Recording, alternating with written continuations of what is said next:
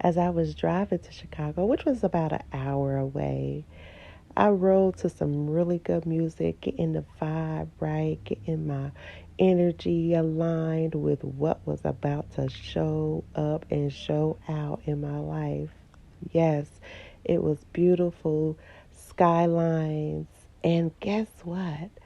I got a rose that day, my favorite. If I don't get roses on a day out, something's wrong. That's just the way spirit likes to speak to me, is through roses. So, yes, I enjoyed my day. A beautiful sunset. Came home, went back to the beach, and had a beautiful nightcap on Michigan City Lake. Peace.